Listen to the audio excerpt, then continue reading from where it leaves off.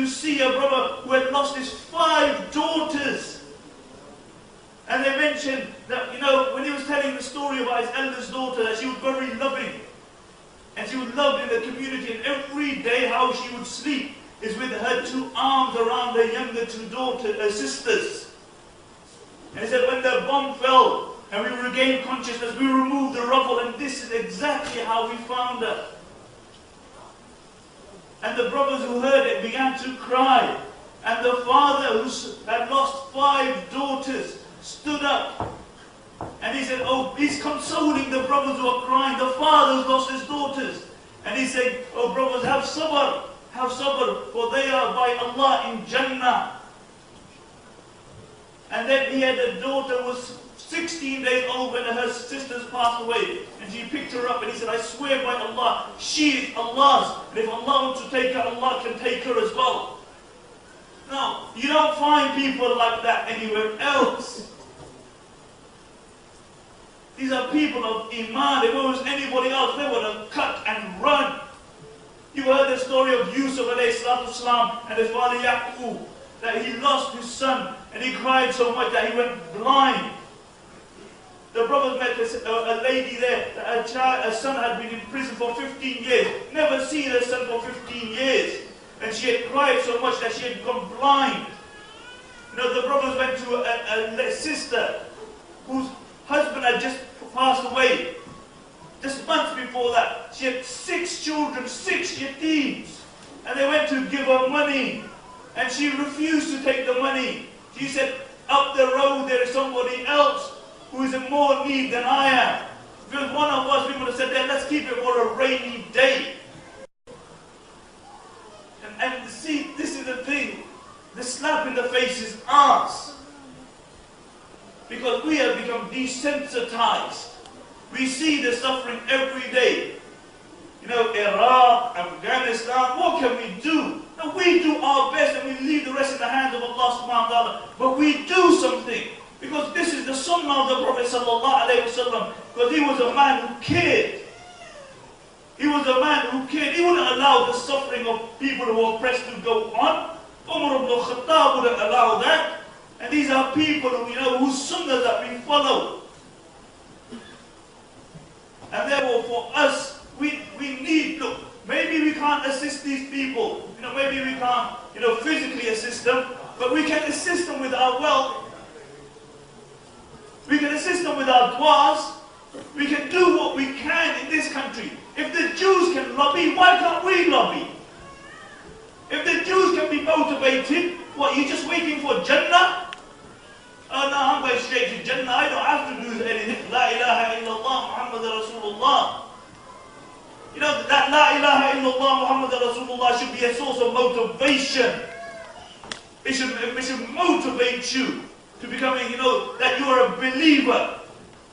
And that it is an obligation. Look, when the Prophet ﷺ said, "Unsur akhaka zaliman aw mazluman," assist your brother, may he be the oppressor or the oppressed. And the Sahaba said, how do we assist? We can understand assisting the oppressed. But how do we assist the oppressor? And the Prophet ﷺ said that you stop him from his oppression. The ulama deduce from that even an oppressor has a right over the believers. And what about the right that the oppressed have over the believers?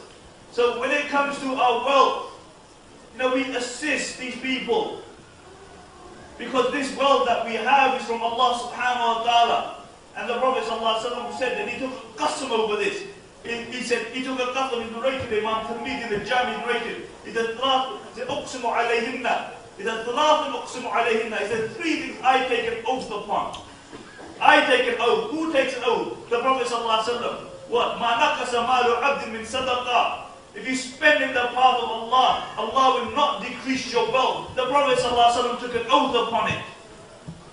And therefore the wealth that we have, is a mana from Allah subhanahu wa ta'ala. The Prophet ﷺ mentioned in the narration that there were 3 people that he wanted to test. Allah subhanahu wa ta'ala wanted to test from the Israelites before Islam.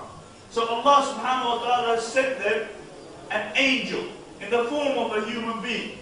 One was a leper the second person was a person with no hair on his body.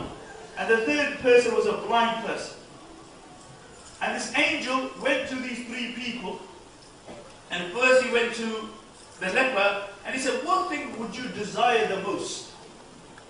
And the leper said, the thing that I would desire the most is that Allah give me good skin. Because people repel me. People shun me. So he rubbed his hand over his body and Allah subhanahu wa ta'ala gave him, clear skin. Then he said, what is the most beloved thing that you would like wealth-wise? And he said, I would like a camel which is a camel. So the angel gave him a camel which was pregnant, and then he made dua for it, that Allah for barakah. And it increased so much that a time came that he had an entire valley full of camels. Then Allah subhanahu wa ta'ala did the same with the person who had no hair on his body. And Allah cured him. And then he asked him, what do you desire the most? And he said, I desire a cow. And Allah subhanahu wa ta'ala gave him a pregnant cow. And the time came that the entire valley was full of cows. And then he went to the blind person. He said, what do you desire the most? He said, Allah restore my eyes. And he rubbed his hand over his eyes. Allah restored his eyes. And then he said, what do you desire the most? He said, a goat. And he made a dua. And a time came, the dua for barakah, that he had an entire valley of goats. And then Allah wanted to test him upon the ni'mah that Allah gave him. So he sent an angel again in the form of a human being, but this time in the form of a pauper. And he came to them. And he said, he came to the leper first. And he said, I'm far away from my home. I have nothing. Only thing I can turn towards is you, Allah, and you.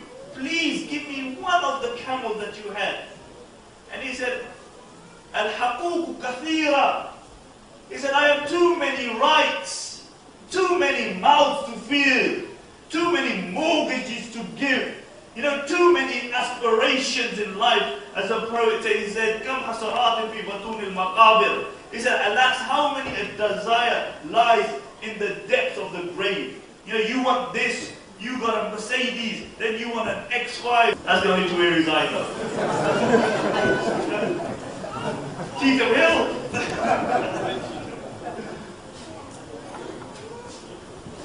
But this is the thing. It never finishes. It never finishes. The aspirations never finish. But if we take the teaching of the Prophet ﷺ when he told Abu Dharr, he said, oh Abu Dharr, look at those who are beneath you and do not look at those who are above you. Because if you look at those who are beneath you and you go to Gaza and you see the suffering of the people in Gaza, then you realize how much Allah has given you. Wallahi. But if you look at those who are above you, then you always want some more. And you will never be able, as the Prophet ﷺ said, if man had 2 valleys of gold, he will aspire for the third. The only thing will satiate him is the dust in the grave. You always want more. It never finishes. And what happens? You want more and more, and you can't have that much, so you end up on Prozac. Because the aspirations never finish. But wallahi, if you see the people in Palestine, and other people who are suffering all over the world, then you realize how much Allah has given us. And the greatest thing that we can do upon this ni'mah that we have is do shukr. And Allah said, in shakartum azidannakum. He said, if you do shukr, and shukr the best way, the Asian, they say shukr, their shukr is, they say shukr alhamdulillah, thanks. That is the ultimate shukr. The ultimate shukr is that you give what Allah has given you to those who are in more need than you. That is the ultimate shukr. And this is why, wallahi, we can never stop thanking people like Interpal, who give us the ability, who give us the opportunity to spend in the path of Allah subhanahu wa ta'ala, that it reaches, those who are in need in Gaza. May Allah subhanahu wa ta'ala make us amongst those who revive our tradition. May Allah subhanahu wa ta'ala keep us united in this dunya, and may Allah subhanahu wa ta'ala reunite us in Jannah.